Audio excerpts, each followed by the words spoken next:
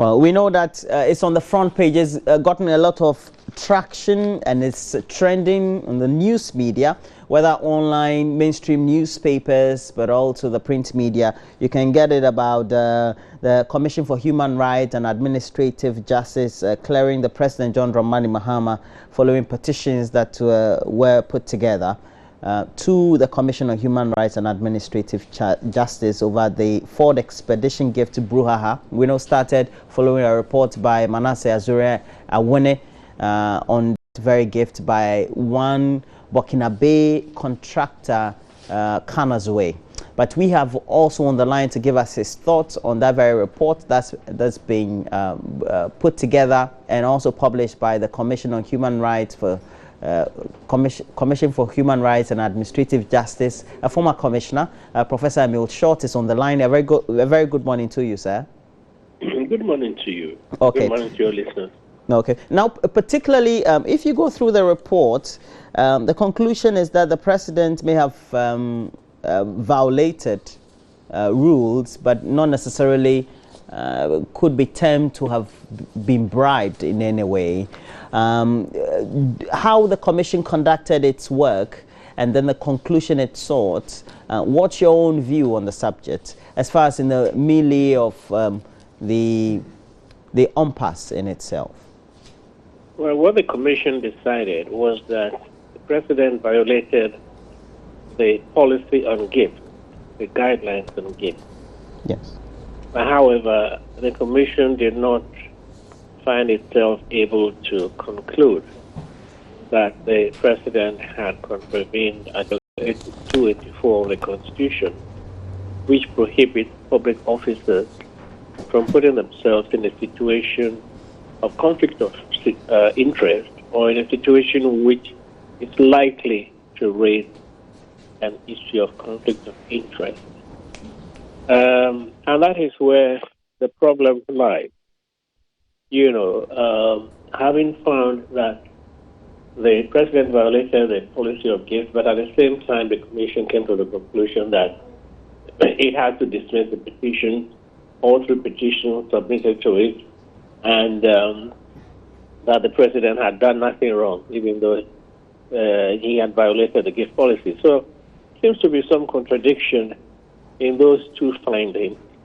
And the concern for most people will be what sort of message or signal does this decision send to ministers, public officers who are dealing with commercial organizations, in this particular case contractors, and how does this decision guide such public officers when they're confronted with a situation where they are offered gifts, especially gifts of such magnitude, as in this case, a car worth $100,000.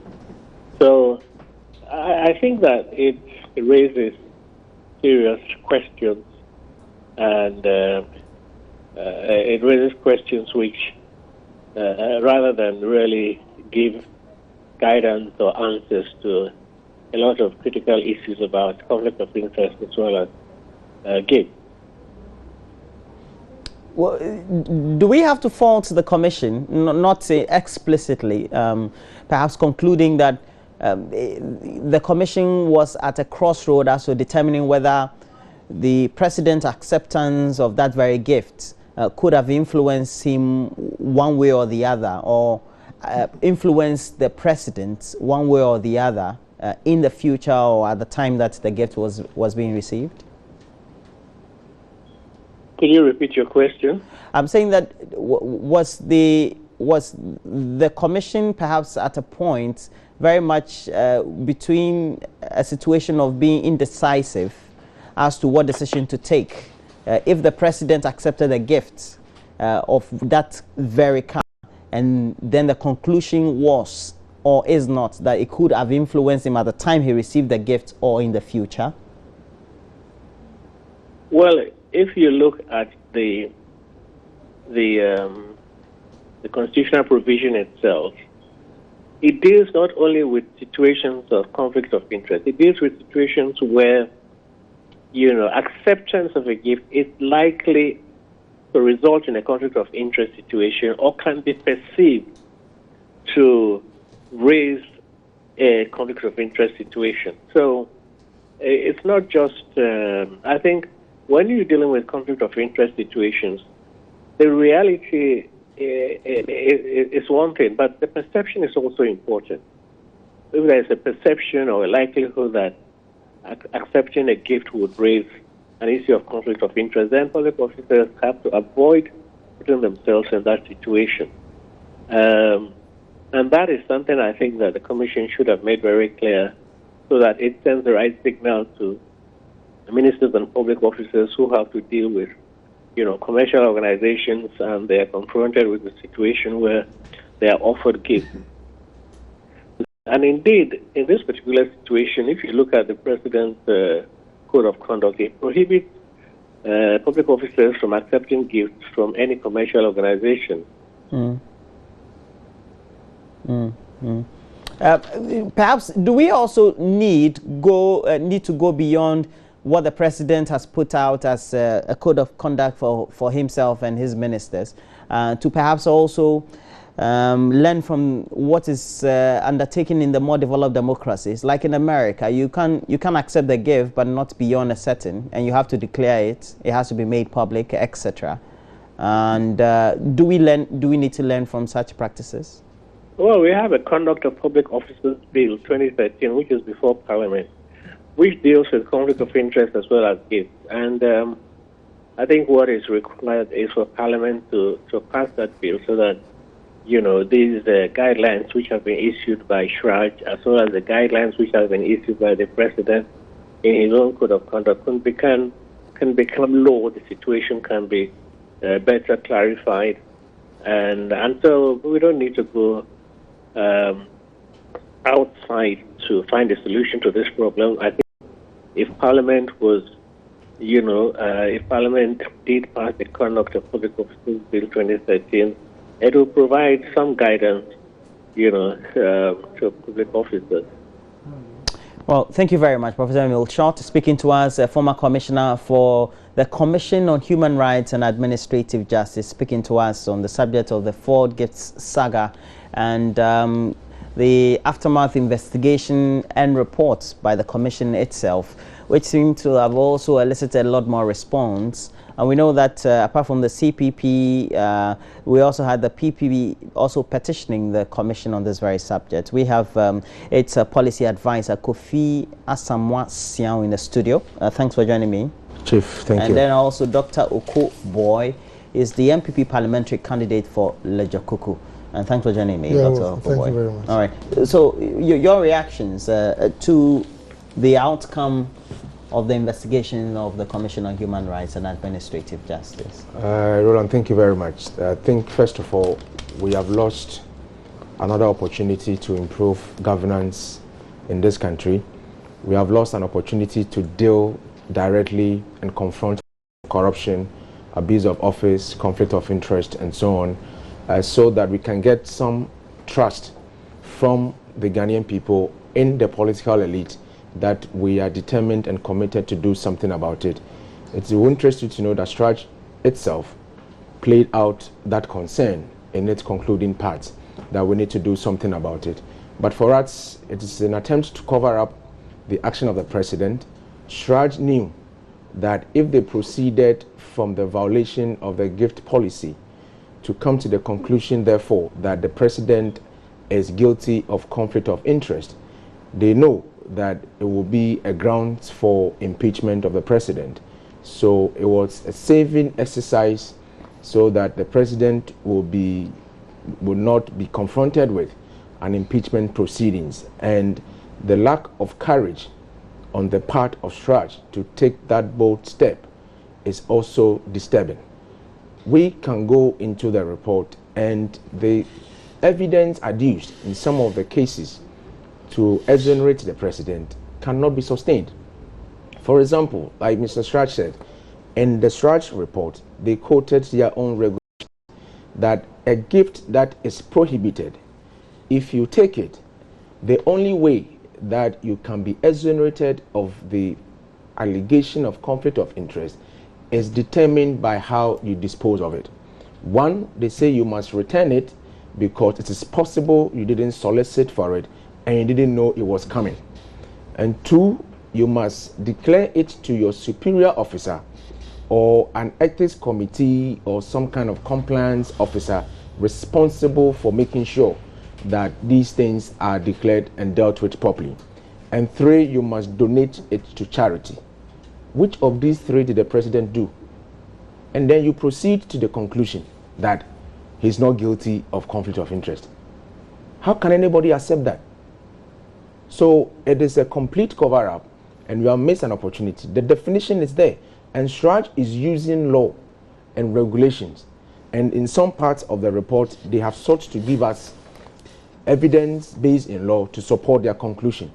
Which law, according to Shraj, or that deals with conflict of interest position, support the decision by the president to give the vehicle to the presidential pool? When did the transport officer at the Flagstaff House become the superior officer to His Excellency the President? So it all comes to the whole country's effort has been undermined. Our efforts to fight corruption, our efforts to deal with corruption, our efforts to remove conflict of interest from our public services has been undermined by this report. But Mr. Tonilita and NDC spokespersons are concluding that that is the end of the matter and the president has been exonerated. No, it is a misreading of the report. They said that there was a misconduct and the president has misconducted himself. He has violated portions of the Strike Act. He shouldn't have done so. So why would anybody go to town happily holding placards and bare chest to say that, or chest out to say that the president has been exonerated? No. And if Strike has failed us, we would invite Parliament to take up the matter of the misconduct, because the president and the decision of Strike has come to the conclusion that the president of the republic has embarrassed the whole country. He has reduced our international standing and international reputation, and that constitutes disrepute, bringing that to the high office of President of Ghana, and that is a ground for impeachment, and Parliament should take that job up. Well, Dr. Boy, you may not have read the whole 78-page report, but when you sift through the report, you get to see that the Shraj also tries to quote or perhaps also state some of the regulations we have in our constitution, as well as its own regulations, to try to pinpoint the fact that as far as what the morality of it was, the president, as in what his do's and don'ts are, accepted a gift that he shouldn't have, in my own words, so to speak, but then went to say that, well, he accepted all right, which was a clear breach, so to speak, of what he as a president should not do, but it was not tantamount to influencing him or bribery. You know, first of all, let me greet all your viewers. When you look at the headline, Shraj clears Maham, it all fits into something. Class him of bribery, that's true. But you see, you can see one very bolding, right? Yeah, I'm talking about the headlines. It fits into something that was predicted in the beginning, why a lot of people were jittery or were not comfortable with Shraj going to handle this matter. Because more often than not, the outcome of the investigations are predicted before they even begin. Well, Shraj, according to what the regulations of the laws we have in our country, is the most probable of the institutions. My brother, until you go before a judge, if you give any procedure to a state institution, like I know people say that they have the status of high court. That's not what I'm talking about. But until you go before a truly independent arbiter, any institution you give a procedure to can choose and pick which of the laws they will go for. You know, so even now, if that institution is independent. Oh, but independent can Are you questioning the independence of Shraj? We are all in this country. You know, I said it. That's a very blanket statement. No, I'm coming. I said it before a particular in a particular another platform that whether you like it or not, some of the problems with our arrangements in this country is not even with the president. It's actually with our constitution. Where you have a situation where the heads of some of these institutions are appointed politically. If you appoint somebody politically to an institution like that, sometimes you have an intrinsic allegiance to try to be grateful and all that. So I will not go there. But all I want to say is, what are the questions to be answered by this fourth saga? Were all answered? No. The first point is that this gentleman is a fact. He was trying to get contracts in this country. He wasn't getting. He approached a friend who said, go and see the vice president then, Vice President Mahama. He saw the vice president, and what he wasn't getting, after seeing the vice president who became president, he started getting. Now the question is that, what is it that he was lacking that after having seen President Mahama, he started to get? You know what, when we talk about conflict of interest, assuming he didn't even give President Mahama 1 Ghana cedis, but his looks alone was able to charm the president. Using your looks to get a contract which otherwise you were not getting over many years itself is a conflict of interest. By going to see him. Exactly. So it's not even what transpires, it's not what you give, but the mere fact that events preceding changed post seeing the president. You know, so these are clear things that we have to talk about. And ask yourself, why is it that our president met all his appointees and said, don't take a gift that goes beyond 500 Ghana cedis? Because it could be a gift which is declared openly, but the mere value of it, if it goes beyond a certain amount, has the ability to unconsciously interfere or affect your decisions. You know, these are facts. And, you know, it's interesting when you hear Shraj say, and when he took it, he declared it. Had it not been for Manasseh, your colleague, do you think this matter would have been discussed? You know what? When a gift is in the dark, it raises a lot of questions. If this car had been made open, like the way the late President Gaddafi gave one S-class to our pool, and it was all known when President Kufuor drives, they go like, this is the one Gaddafi gave us. If that had been the case with the Ford saga, it would have been a problem. This is a situation where the president called individually, not to thank on behalf of Ghana, but to thank the gentleman for having given the car. And please, Shraj is telling us that the president declared the gift. What is the record? What is the evidence to show this gift was declared before Manasseh's, story? Secondly, all this talk about and is part of the presidential pool, which independent arbiter or investigator has confirmed? You know, all this is coming from government appointees and is part of the pool. It's part of the pool. Which independent arbiter has told us that the chassis number of this Ford vehicle is ABC and it is part of this pool? All this is coming from government. And you know what? Let me stray a little bit. BNI came out and said, Munche 3, they are not even have the strength to commit any crime. One of the judges in giving their ruling said they were disappointed in that state institution. We have a lot of state institutions that are not standing up to, to the game. Either they are exhibiting cowardice, or they are allowing, their attachments, whether through political appointments, to affect their job. And let me learn by saying this. We should remember, one man can make the difference. Remember, Attorney General's department was condoning all this settlement of contracts out of court and giving monies out. When Martin got there, he said, put a stop to all this. So this argument of it's an institution, they are using the laws, I believe that when we get leaders who are strong in all these state institutions, the same one state institution can say this gentleman is not guilty. When you get a person who is committed to the job, he can give a verdict which opposes the previous guy. So I'm disappointed. Let me say state clearly, I'm disappointed, but not surprised. And you know what? President John Dramani Mahama has been cleared by Shraj. What remains is whether he will get clearance from the electorate on December 7th. Well, we'll see how that goes. And that's why you're campaigning. But we take a quote, for example, and I have to borrow from the Daily Graphic. I don't have...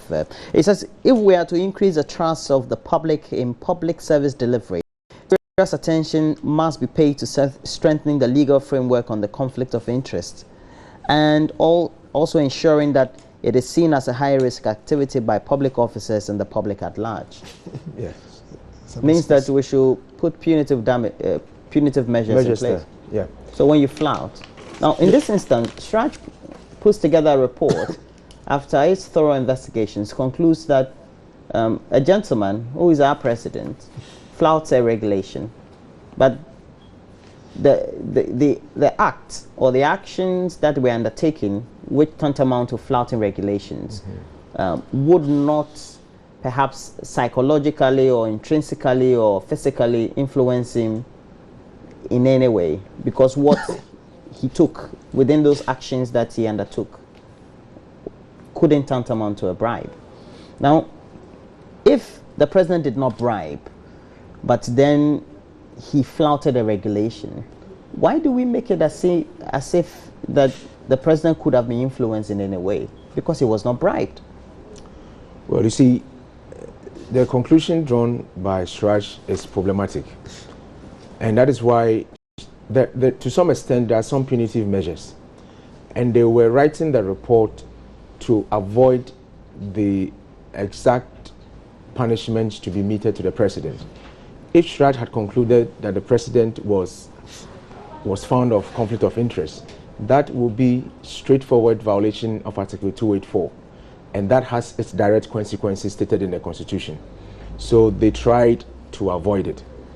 And that is why we are saying that you, Sraj, you're talking about the bribery, the fact that a certain violation occurred, but it doesn't constitute bribery. It is Sraj's conclusion that is making that assumption. Because Sraj, you see, a gift is tantamount to bribery depending on how you dispose of it. And I'm not the one saying it. It's in the law. It's in the law. So the two are the same. So you can collect. You can collect. But in order for it not to be justified as bribery or termed, they have given you remedies by which. Therefore, if you don't do those or you don't take those steps, then it's bribery. And your argument is, in this instance? It is bribery because the other argument people have raised, and which is very difficult, is that you cannot prove that the president was influenced by the fraud gift. That's what they tell us. We cannot prove. You cannot also prove that it did not, or it did. We are being accused that we cannot prove that it did.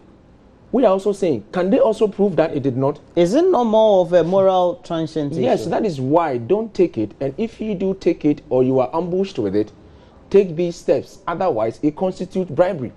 How can somebody not take the coded steps and he still can go ahead and exonerate him?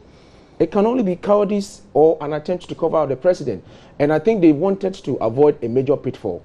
Look, some of the things that Sraj did, we in the PPP were disappointed.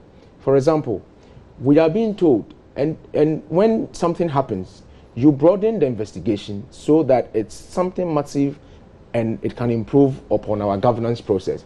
Sraj is telling us that when they went to the Flagstaff House and spoke to the transport officer, they were told that the practice that vehicle registration records are not found at the DVLA is due to a certain national security practice. And one, they didn't tell us whether there were other cars at the DVLA that had the same status. Sraj didn't mention that. And two, they didn't tell us that that practice, so to speak, is backed by law. So if people are sitting in the Flagstaff House and doing things that are not backed by law, you don't have anything to say to that. So when the state machinery is attempting to do a cover-up, an investigator goes and exposes those things, but you don't go and listen to them and say that because they have said it, that is the case. What is the legal basis? There's another one, if it comes to my turn subsequently, to do with the fraudulent part of this whole negotiation. Sraj is saying, if I can proceed, that according to somebody they spoke to at customs, used car is defined by law.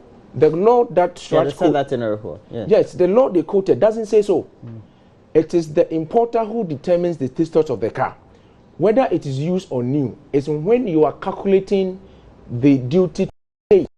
So to avoid people bringing brand new cars and classifying them as used, the law now says that if the car is less than 6 months and it is designated as new, as used, forget about what the importer is saying. Charge him the duty as if the car is brand new. That's what the law is saying. So it is the importer who says it is used or new.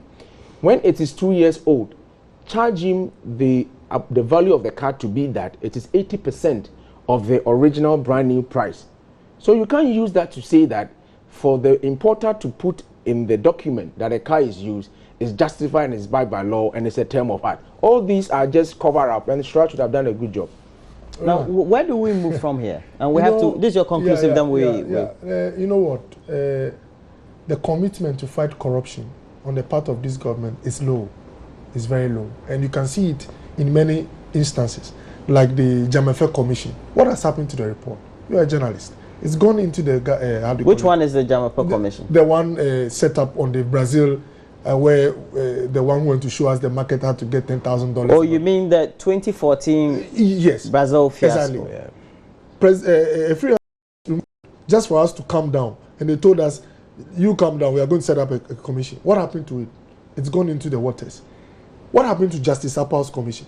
It was set up at the height of the scandal where Woyome and it came out all these things. Even when they started the proceedings, Woyome didn't show up there. They used some technicalities. Madam Betimo didn't show up. Later the report, what has happened? Nothing. My brother, people predicted the outcome of this Shraj report. It is very simple. Once we have an a system where the executive has a lot of control, you understand, whether subtle or obvious, on most of the state institutions, some of these findings and outcomes would always happen. The only way things can change is when you, like I mentioned, Martin Amido, is when you have a leader who is committed to fighting corruption, who understands that there is always an opportunity cost to corruption. You know, the opportunity cost. When you inflate a project by 50 or 100%, that money would have solved the problem of another community and saved some lives. And like Baumia said, this country is not lacking resources. It is a matter of mismanagement, corruption, and incompetence. This Mattis issue, if we had not made noise in this country, the woman would have gone with the money. It was not 10 cedis or 100. It was about 1.9 million Ghana cedis, 19 billion old money. That can change lives in my constituency, in Teshi. That can give job to about 1,000 people. So when you see people suffering on the streets, it's not that we don't have the resources. It's about the leader. And what I always say is that, my brother, what can we do? You have a system where Shraj, like my brother said, can give some excuses. Look at Shraj telling us that we now must find a way of finding punishments for those conflicts of interest. What are you talking about? In civil cases, not all the punishments are spelled out in black and white for the judge or the one conducting the. Look at the ingredients of the matter. Consider the gravity of what you've seen, and then prescribe a punishment. If it is too unusual or it is too what, like my minority leader normally says, it's too whimsical or outrageous or whatever, it is a superior court. A Supreme Court can say that this was outrageous and then correct it. But please, we have a lot of documents already telling us about conflict of interest situations and how we can go about it. Let me land by saying something. One thing that came out of this came out also in the Smarties issue, the issue of sole sourcing, the conflict of this gentleman, Kanazuri, the wall he built in Burkina Faso.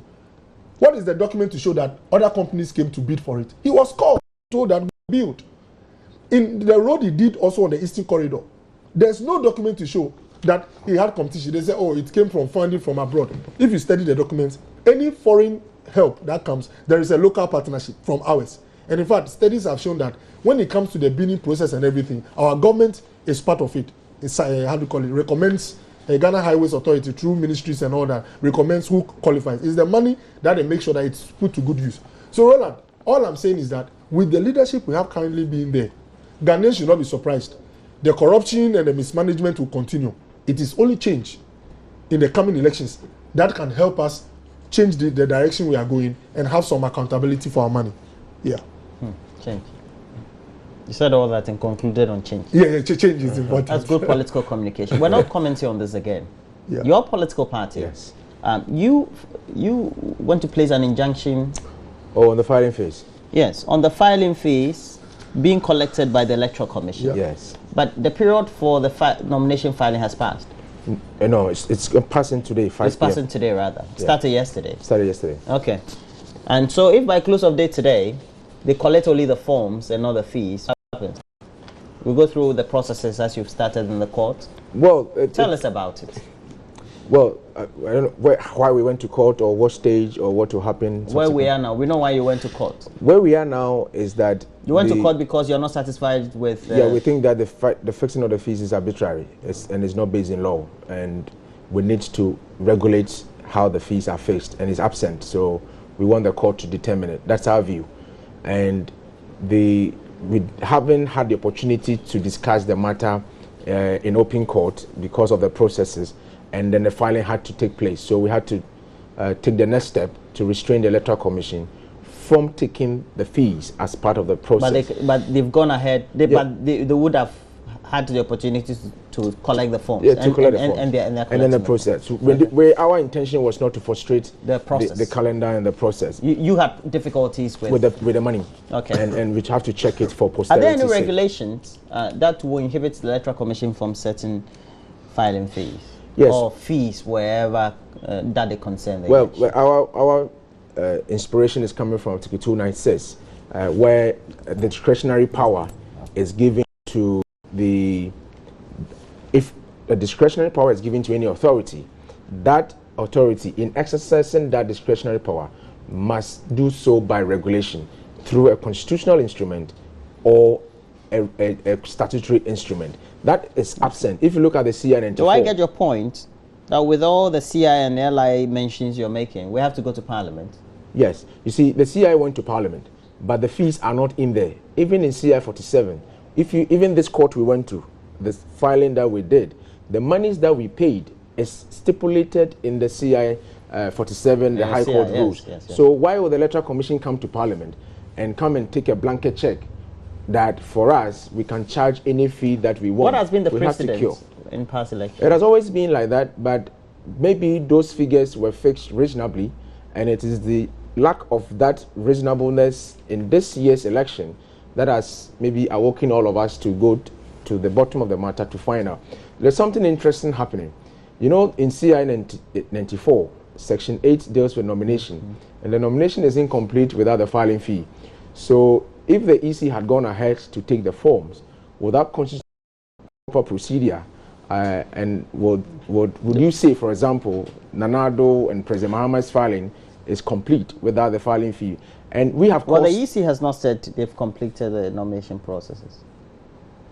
They've collected forms. They've collected forms. So we want this matter to be. Is it not also to give some level of assurance to the stakeholder community that the processes are ongoing despite the injunction? Yeah, it's ongoing. And we are happy that it's ongoing. Otherwise, other people will say that the PPP is holding the states to ransom and we are delaying the process. But we like the fact that the EC respected the filing of the application, and it's good for all of us. They had no option. Well, some people would have gone ahead. It's happened. I don't think so. Okay, so they were properly advised and they've taken it. And I think what we need to do is, it's 11th of October. It's 2 weeks from now, Tuesday. To determine. To hear the application. Okay. And if it's sustained, then quickly we need to look at whether there's a basis for the fees to be fixed at that rate or not. Then matter can be concluded. Dr. Oko, you have any point you want to make on this very? Roland, are the fees arbitrary? Yeah, I'll talk about the fees, but I first want to talk about the posture, the posture of who? The Electoral Commission. Okay. The way they go about issues. You know what? There was a lesson that Justice Atuguba tried to throw out to them. That he told Afrajan, when you say you can go to court, you can go to court. During the election petition hearing, when they say you can go to court, you can go to court. Don't think it's child's play in court. It's serious business. And it involves a lot of energy, time, and working out of the self, stress and all that. And resources. Now, look at when we had the district elections, where a fisherman from Winneba, through Afenyo Markins, took to court. That time, the Electoral Commission was trying to deny the gentleman of something which was quite basic, that they were trying to close the nominations before the required time. You know what? Afenyo Markins wrote several letters to the Electoral Commission. Not even one was replied. There is this, I don't know, it's seeming, I don't want to say it's real, because I want to be charitable. There's this seeming posture of intransigence and, not being malleable. Like, when we say this is that, you know what? Here's a situation where you have people filing, and then the file is incomplete because you cannot pay the money. There is a case in court. They are hearing it on the 11th. What happens if they push the case, or they say it will be continued on, let's say, November or in December? This could even affect the date and the plans for the arrangements for the election. And all this could have been avoided by simple engagement. It is free consultation to the Electoral Commission, and Madam Charlotte say she should be patient and engage all stakeholders, even if you're not giving to their demands. Roland, there is one lesson to be learned. Sometimes stakeholders don't want their demands to be met. They only want recognition and respect. If PPP, and I believe Dr. Papa Kwesindu has the gravitas to pay this amount of money, But sometimes it is just painful that you are dealing with somebody in the process. The fellow acts in an arbitrary manner. The fellow feels that your mind doesn't matter, your contribution is irrelevant. So when you are pushed to that extent, you can seek redress in the courts. And that's good. Sorry to cut, but we actually wrote a petition to the EC, and it was not responded to. That's why we went to court. And similar behavior had landed you in court. And look, this country lost. But we can't conclude like that. The court will rule in the favor of I'm saying that it's not even that I'm interested in. This could have been avoided by engaging the parties. And like I'm saying, you don't need to meet their demands. Once you engage, you understand? Setting the fees. Yeah, that's what. We went to Park and it was just announced. All of us protested there, and and then we followed up with a letter, official petition. So I'm saying that, and please, state institutions should and must be criticized. Okay. It is the only way you get the best out of them. This talk, yes. Yeah. Among the fees that we're having, we have 50,000 for. Yeah, for the presidential and 10,000. You. Yeah. How much? How much? Yeah. How much are you supposed to pay as candidate? 10,000. 10,000. My brother. No, realistically, is it arbitrary or? Yeah, the amount, it's high.